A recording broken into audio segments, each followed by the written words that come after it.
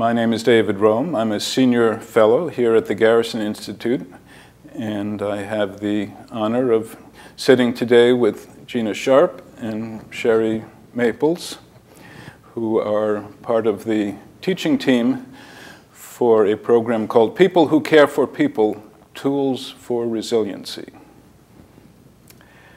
And rather than try to say more about that myself, I wonder if one or both of you would briefly give an overview of what the program that we're now in the middle of is about. You did such a good job this morning. You could do it again. Well, actually, we've tried to pick up on something that the Garrison Institute has been offering, and that is the ABCs of caretaking. So we have tried to offer people a number of tools to be aware of what is happening to them over the course of their careers as caretakers, regardless of whether it's in paid employment or unpaid employment. Most of us are caretakers at some point in our lives and experience the effects of that, especially over time and incrementally in a way that we might not be aware of. And we're not often aware of it until those effects are pervasive. So we're trying to help people understand what happens to us and give them some tools in order to mitigate the more negative effects, because of course there are positive effects too. Belief in the resiliency of the human spirit, connection, personal growth, spiritual growth, all of those things are wonderful. So we want to accent and give tools that are going to develop those things and mitigate some of the more negative things that can happen over time with caretaking. Caretaking happens in the context of two different kinds of relationships usually. One where you're working intensively with somebody and you're developing a relationship. And they're learning how to reframe their suffering in some way. You might be modeling with them, you might be a therapist, you might be a teacher. And then there are people who are in and out of crisis situations with people. Emergency workers, police officers, firefighters, healthcare professionals. And those things have different effects on us for different reasons, and they require some balance. So the B is for balance, learning some balance, learning how to bring your internal and external worlds in alignment.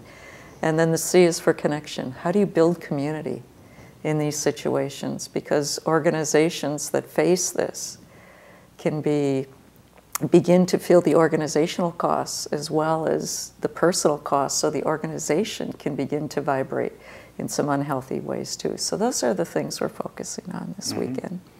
Great. It's beautiful. I don't think anything really needs to be added to that. Maybe just give an indication of what kinds of negative effects or costs to the caregiver. You mentioned a number of times that that's something that we're trying to address. What would be examples? Well, we talk about vicarious trauma and secondary trauma, but cynicism, indifference, burnout, the numbing of the heart that can happen in response to seeing suffering over and over and over again. So we tend to be wounded by the work for the same reasons we go into it. We care about people, and the nature of the work affects our ability to do exactly that and continue to do that. With cops, I was saying this morning that you can get a feel for them by the number of times they say bullshit in any given day. So, what's that in-service about? I don't know, some bullshit. Can you believe that bullshit the brass pulled today? And if you work nights and you don't see another sober person for weeks at a time, you start thinking bullshit before anything even comes out of their mouth when you're interviewing them. So cynicism, indifference, that closing down, those are the main effects I think we need to be aware of. Mm-hmm. Great, thank you. And Gina, maybe you could talk a bit about what it is that we're trying to offer here.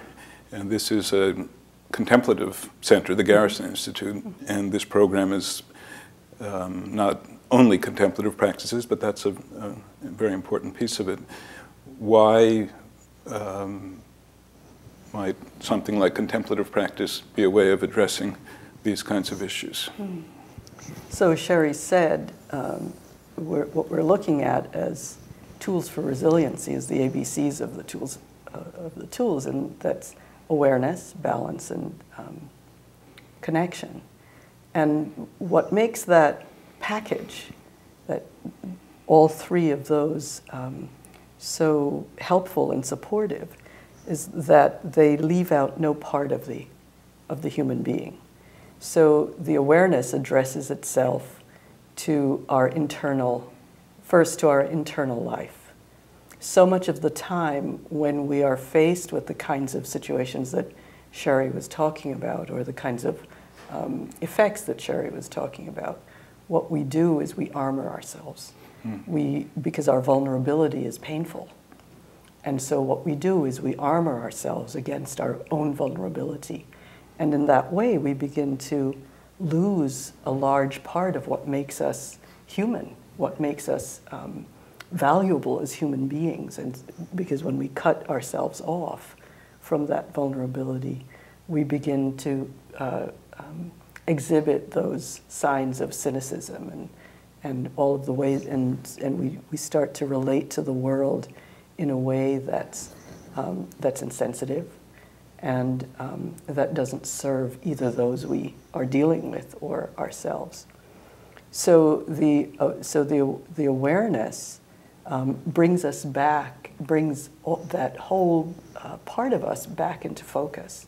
It begins to allow us to see our humanity in a way that is that doesn't need to pick and choose among all of the qualities that make us so juicy as human beings. We don't have to pick and choose between our vulnerability and our competence. Right? We don't have to choose to be insensitive and cynical in order to be competent and efficient. And so awareness begins to show us that. We begin to see that that vulnerability is part of what makes us who we are and makes our lives rich. So awareness helps us to begin to get not only a picture of ourselves internally, but also, as Cheri also mentioned, it's an internal and external awareness that not only brings into focus the relationship of ourselves with ourselves, but the relationship of ourselves with the external world, and how that can be supportive, and how we can support all of those who are in the world with us, and how they can support us. So we begin to understand relationships in a deeper way when we're able to look at those relationships from a fullness of who we are, rather than from an edited version of who we are because we are protecting and armoring. Yes. And balance, then, offering balance means that we are allowing all of the qualities that we encounter with our awareness.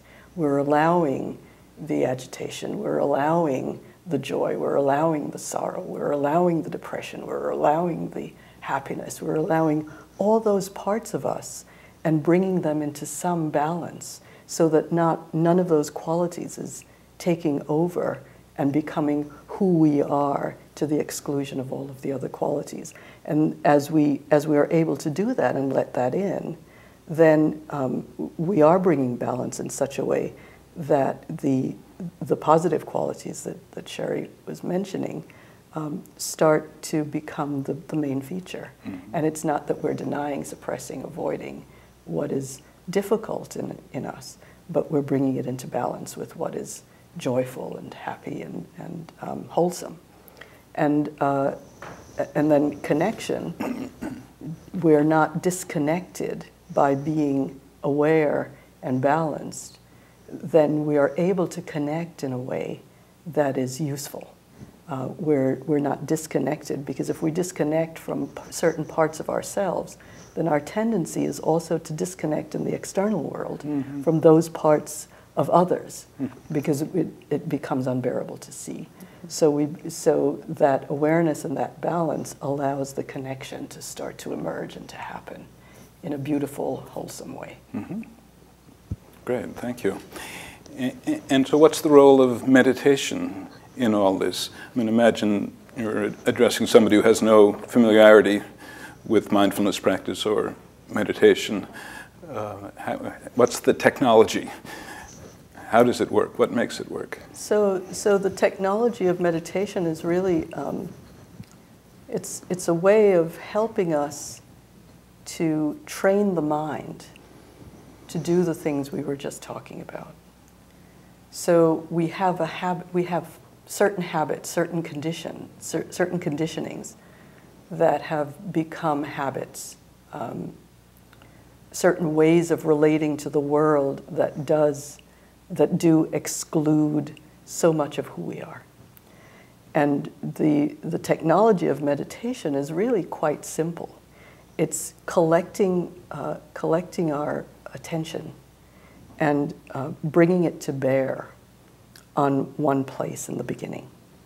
And the reason that we do that, we focus the mind, we focus the attention, is because when we first come to meditation, we're scattered. The attention is scattered in this culture of multitasking and, doing as many things as possible, and we're constantly praised for that.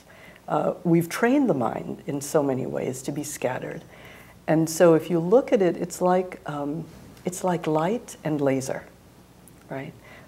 Light is diffuse and certainly has its uses in a diffuse form. But if you take that same light and you focus it and you concentrate it into one place, it becomes a powerful laser that can cut through a diamond, which it certainly can't do when it's diffuse.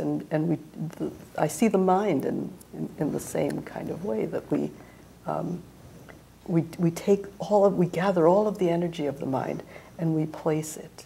And the training of meditation is to keep bringing the mind back to one place. And in that way, it becomes calm and it becomes much more powerful. Its ability to cut through, to see, to be clear begins to happen all by itself, just by that training of bringing it to one place. And then you can talk about what we do with mindfulness after the mind has begun to settle. Yes, and maybe in the spirit of balance, what's the heart aspect in terms of, again, the technology or the methodology? Well, the way that it actually works, as Gina was saying, when we are in our regular lives, our professional lives, our daily lives, when we're managing tasks, we're in the doing mode of mind. We are trying to close the gap from A and B, whether it means that we are analyzing a problem, fixing a problem, intervening in a crisis, advocating for a client, taking our children to school, picking our kids up, sitting down with a client who's having a crisis and just helping them be with it. There are so many things that we're doing, and we train to fix it, to analyze it, to compare, to judge. Those are things that have brought about many of humanity's greatest achievements. And it's not that those things are bad, it's just that that mode of mind is overdeveloped. And so the mode of mind that we're trying to train for with meditation and mindfulness is one where we directly experience things in the way that Gina was talking about. Some of the other effects of that we bring in here, there are two basic parts to the technology that I think about.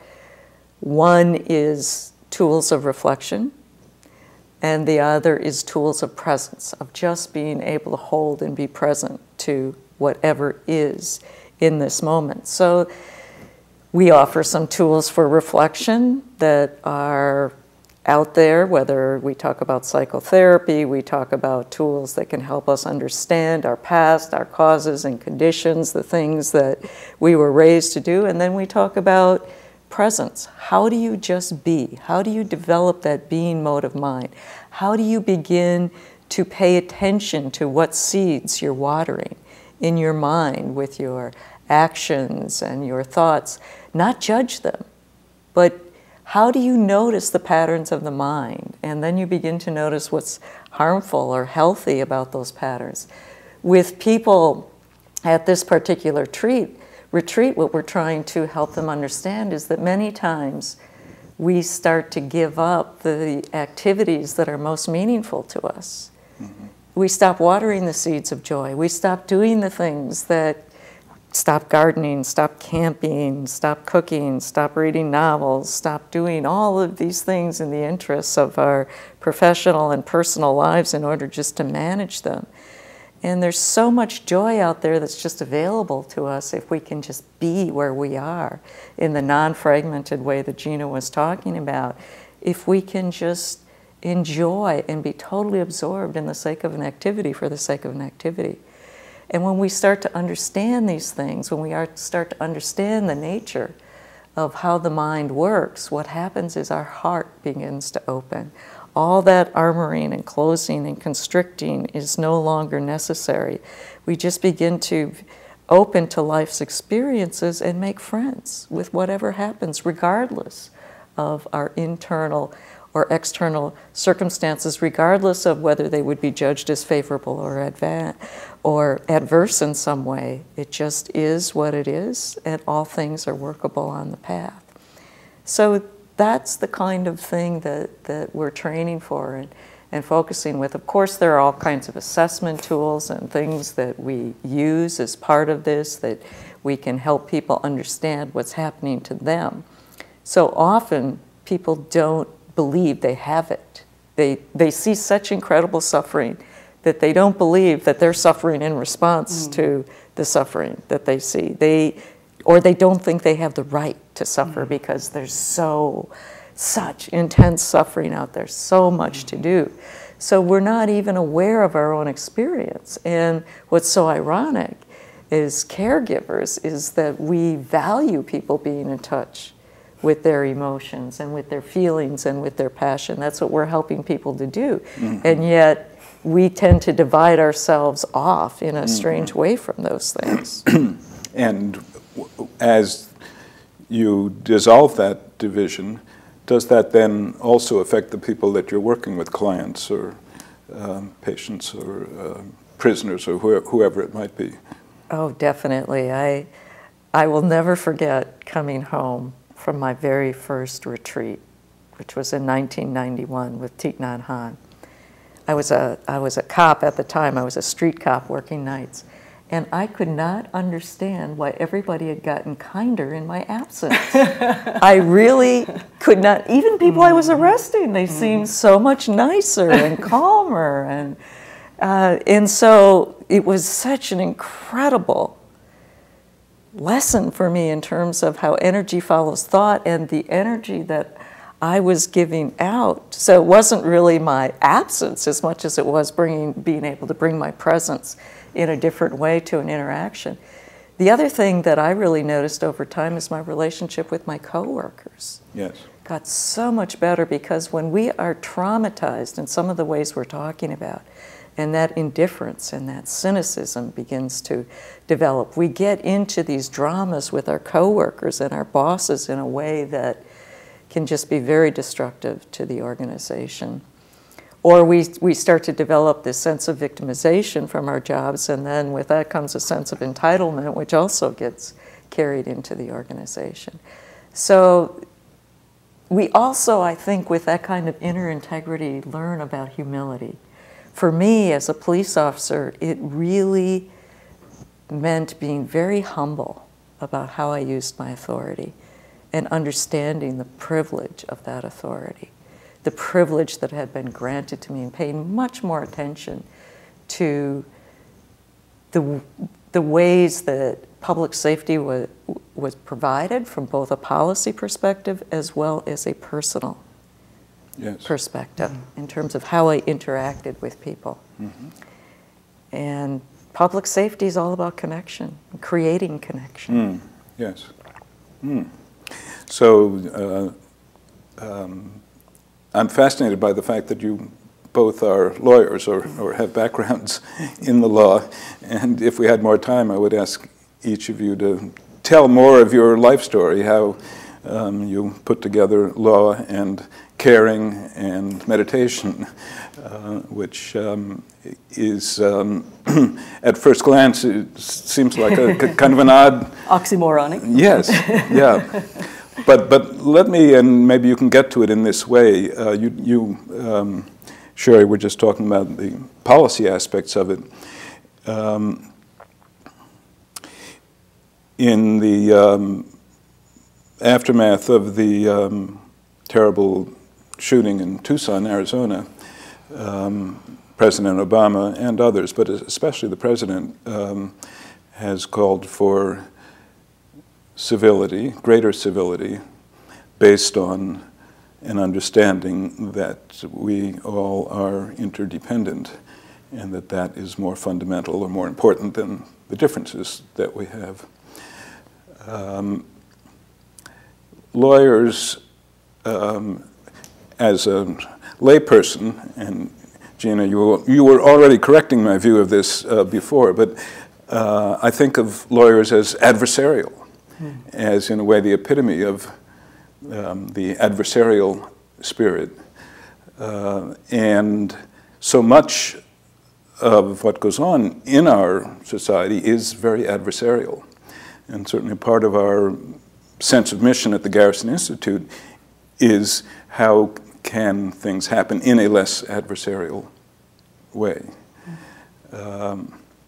So I guess I would be interested to hear you reflect on that, and especially what's the role of the law? Is there, do we need the law if everybody's being civil? Oh, this is a big question. How much time do we have? We have 10 minutes. What that brought up for me, I was a philosophy major way back when, in my old days. What that brought up for me is the Hegelian model of thesis, antithesis, and synthesis. Synthesis, yeah. That in any legal matter, especially litigious matters, you have two sides. And if you're a well-trained lawyer, you can actually argue for either side, right? And there's a value in that, in the sense that you can actually stand back from the situation and see both sides. So there's something, as we were talking about before we started this interview, the recording of this interview, there's something incredibly valuable about being able to look at a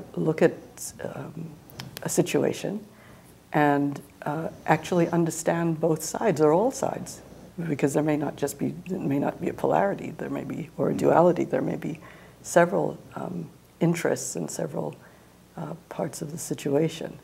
So the training of the mind to actually be able, as we were saying, I've forgotten which Zen master it was, had a saying, don't side with yourself, right? That ability to not side with yourself, but to actually see all sides of whatever situation you're facing, I think is a very valuable kind of training. But I think the meditative training, actually, it's a kind of,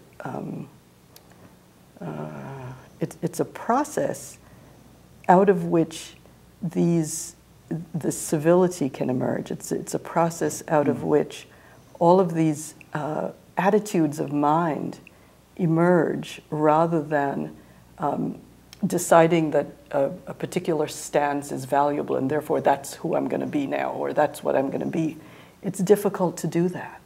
It's difficult to do that because we have so many ways that we are conditioned by our family of origin, by our culture, by the politics of the environment in which we live, by the topography in which we live, by the community in which we live, so many ways that we're conditioned, that to simply say, I'm now going to act this way rather than that way, it might work, but it's very difficult, because in order to do that, we have to overcome a huge wave of conditioning, and usually that resolve to do that is a small impulse that meets a huge wave, and unless that impulse is trained to grow and to become full-blown and full-blossomed, it's impossible for it to meet such a large wave of conditioning. And so meditation, it's not a quick fix. It's a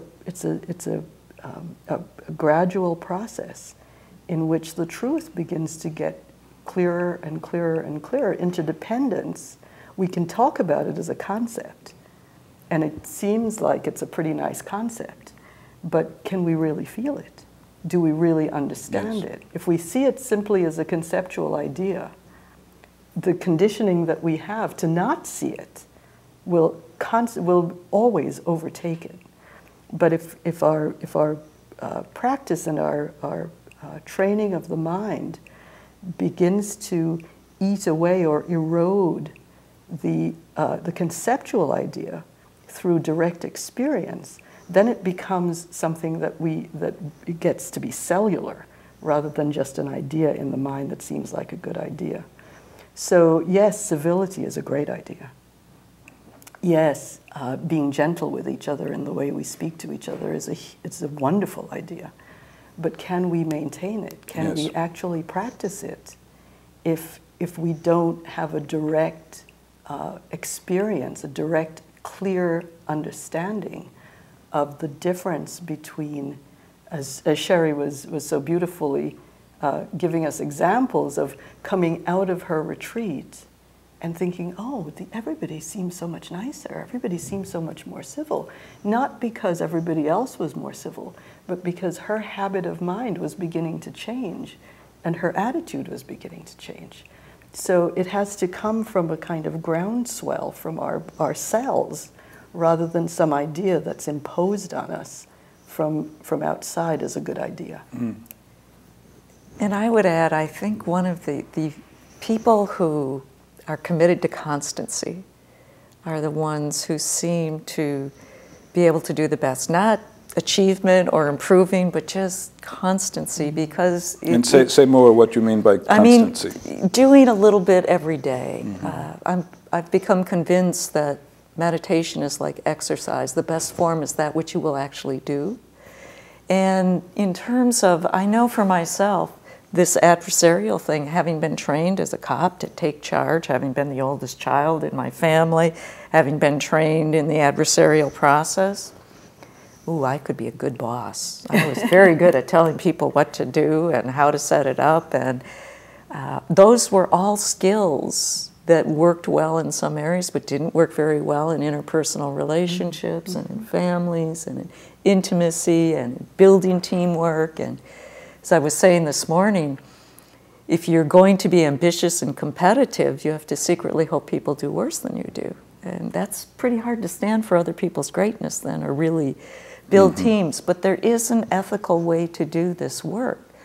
When we are cross-examining a witness, we don't have to tread them. We don't have to tear them apart. We don't have to ruin their credibility. There is another way to get at the truth, regardless of if somebody's on the stand or we're attempting to resolve a conflict. So often in this society, the way that we resolve conflict is we divide up the blame pie, right? And and it's the one time we're fighting for the smallest piece of the pie rather than the largest piece. And we're trying to constantly talk each other we're recruiting each other to our viewpoints. You don't remember that right. That really works, doesn't it? Yeah. And mindfulness, one of the wonderful things about it is it teaches a totally different approach to that. And the skill Gina was talking about is fabulous because you learn to think about the other person's position. You have to do that to be a good lawyer, but the skill that it really teaches is you start to wonder, okay, I am not 100% responsible for the blame here, but I'm 100% responsible for my experience within this context. So what am I bringing to it, and what can I take away? Mm-hmm. Mm-hmm. And doesn't all this meditation make you kind of soft? Do I look soft to you? Yes. No, it's... I'm thinking of your police officers and the Second Amendment crowd. There's a lot of dangerous stuff out there. Absolutely, there is. And sometimes compassion has to be fierce and not just gentle. And wisdom and discernment is about knowing when which is called for. And it's the intention in our heart that always sets the course. If I, as a police officer, walk into a situation where people are using force with each other, and I walk in there with my anger and irritation and tear people apart and take them to jail, I'm just adding to the destruction of the planet. But if I walk in there with a desire to keep people from hurting each other and to bring some sort of resolution to how things are, to understand all sides of things, and to recognize that people are suffering, my response is totally different. And I think what you're pointing to is a frequent misconception about equanimity, which is a quality that comes from meditation. That equanimity is a kind of state of indifference or apathy. That it's a kind of, okay, well, I'm just in such bliss that I don't really care what's going on. It's okay. Oh, you know, if you kill people, it's all right because I understand. It's not that. It's not that at all. What it is a fierce understanding. As Cheri was saying, it's based on wisdom and discernment that understands causes and conditions that bring us to where we are. That every moment is the culmination of all the moments that have gone before. And so everything that we do, everything that we think, everything that we do, every idea that we have has some consequence, either in our lives or in the world in which we are, or both. And so that understanding not only applies to us, but applies to everybody that is breathing and living on our planet. So that kind of wisdom then allows us to see things clearly, and it's not an attitude of I don't care what you do. It's an understanding of how we got here, but it doesn't then make us soft in terms of what needs to be done, and how do we go forward so that either we learn the lessons of the past, because we see what manifests as a result of what happened before, and so learning that, we go forward and we shift our relationship to situations, and we shift our ideas about what needs to be done and what is called for in any particular situation. And as Cheri said, it doesn't mean that it's necessarily that compassion, which is a quality that comes with equanimity, is necessarily soft or weak, but that it can be strong. Martin Luther King has said a beautiful thing about power and love. That we always think that power and love are opposites of each other, but that power is love correcting everything that stands against justice.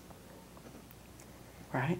So we can use our power in an amplified way if we're centered, if we are here, if we're present, if we understand, if we're wise and we're seeing clearly.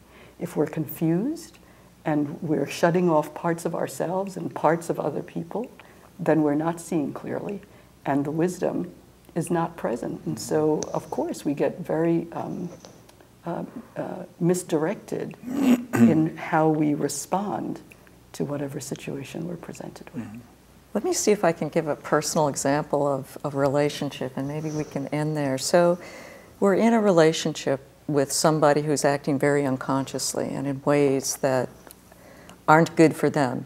We can have what people call idiot compassion and have enabling behavior, or we can enter it and make some decisions, some conscious decisions about boundaries that we want to hold that protect not just us but them from engaging in the unconscious behavior. And as a police officer, it won't mean that I will never have to use force and that I don't have to be trained in the use of force. But what my own teacher, Thich Nhat Hanh, taught me is that even for somebody who carries a gun on a daily basis, that carrying a gun on a daily basis can be an act of love if it's done with mindfulness. And I thought I couldn't get into this practice when I went to my first retreat because everybody, I kept saying, but I carry a gun for a living, I carry a gun. And they kept saying, well, who else would we want to carry a gun except somebody who will do it mindfully? And that made a huge difference to me because I was so used to being the enemy. Yes, yeah. Wonderful. I would love to go for another hour, but I know you have duties to fulfill. Thank you so much. Thank you. Thank you. Yeah. Thank you. We love being here. It's beautiful. It's beautiful. All right. This is your first time, This Cheri, is my right? first yes. time. All right. Well, may it be the first of many. Thank you. And you've been here a few times, Gina, yeah. and you're now on the board. Yeah. Yeah, which is wonderful. Yeah. Okay. Thank you. Thank you.